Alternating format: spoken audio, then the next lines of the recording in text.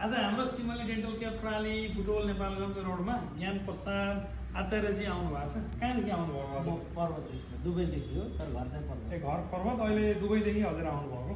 यहाँ कसरी यो देख्नुभयो हामीलाई म चाहिँ? टिकटकबाट हजुर टिकटकदेखि आउनुभयो। अनि के समस्या थियो हजुरको यहाँ आउँदाखेरि? मेरो चाहिँ दाँत निस्किएको थियो पहिला। निस्किएको थियो यतातिर, अझै अगाडि आउनुहोस् त।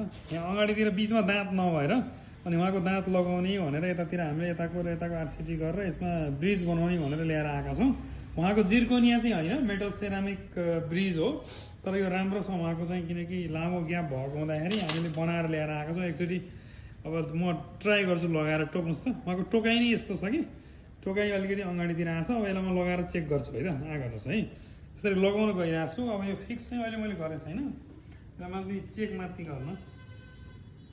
टोक्नुहोस् त दाम, कति घोसे गरेको जस्तो छ कि छैन? अब खुला भएको सबै मिलेछ। टोक्नुहोस् दाम, ठिक छ होला। एकचोटि हाँस्नुहोस् त अझै पुरै दाम देखाएर। मिलेछ, एकदम मिलेछ। एकछिनमा हामी फिक्स गर्छौँ। अनि हजुरलाई यहाँको उपचार कस्तो लागिरहेछ? एकदम राम्रो लाग्छ।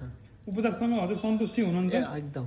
जस्तो टिकटकमा हजुरले देखेर आउनु भएको थियो? मैले फलो गरिरहन्छु। ए हजुर हजुर, त्यही भएर ए उहाँ विदेशदेखि टिकटक हेर्नु भएको थियो हाम्रो? उहीँबाट हेरेर आएको। ए ल ठिक छ। अरूलाई के भन्न चाहनुहुन्छ कि?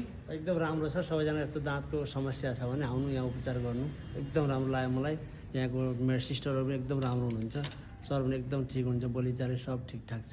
ए ल, अब हजुरहरूलाई पनि डेन्टलसँग सम्बन्धित कुनै उपचार गर्नु पर्यो भने स्वदेशबाट विदेशबाट जहाँबाट पनि हाम्रो सिमली डेन्टल केयर प्रणाली बुटोल नेपालगञ्ज रोडमा छ। हजुरहरू यहाँ सम्पर्क राख्न सक्नुहुन्छ। धन्यवाद।